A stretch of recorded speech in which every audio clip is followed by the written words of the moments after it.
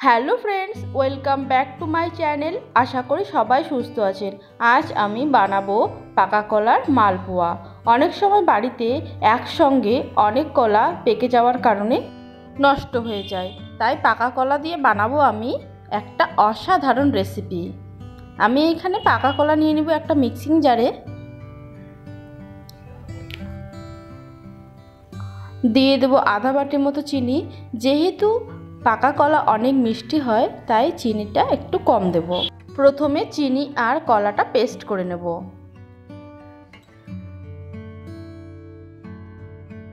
আধা বাটি ময়দা নিয়েছি, আধা বাটি নিয়েছি চালের গুঁড়ো,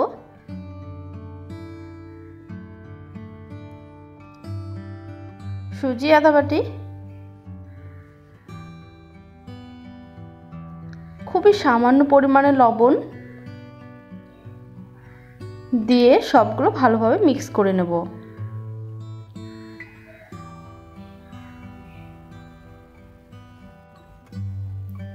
তারপর একটু একটু করে দুধ দিয়ে ভালোভাবে একটা সুন্দর ব্যাটার তৈরি করে নেব।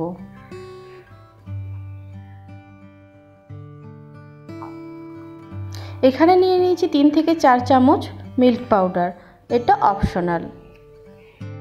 সবগুলো একসঙ্গে সময় নিয়ে ফেটাতে হবে ভালোভাবে, যাতে তাড়াতাড়ি ফেটানো হয়ে যায় আমার। সেই জন্য মিক্সিং জারে এগুলো 30 সেকেন্ডের মতো ভালোভাবে পেস্ট করে নেব। হাতে ফেটানোর ঝামেলা ছাড়াই আপনারা এই ফাঁকিবাজি পদ্ধতিতে ফেটাতে পারেন। এবারে 15 মিনিট ঢেকে রাখবো, যাতে সুজিটা ভালোভাবে সেট হয়ে যায়। 15 মিনিট পর আবারও 30 সেকেন্ডের মতো পেস্ট করে নেব। দেখুন, আমাদের খুব সুন্দর একটা স্মুথ ব্যাটার তৈরি হয়ে গেছে।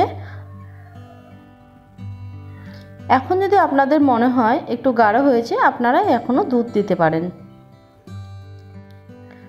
তেল গরম করে একটা ছোট বাটির মাধ্যমে আমরা ভেজে নেব।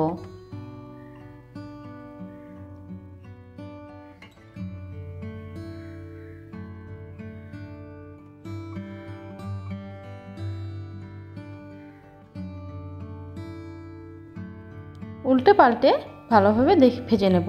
দেখুন ফ্রেন্ডস, কতটা ফুলে উঠেছে।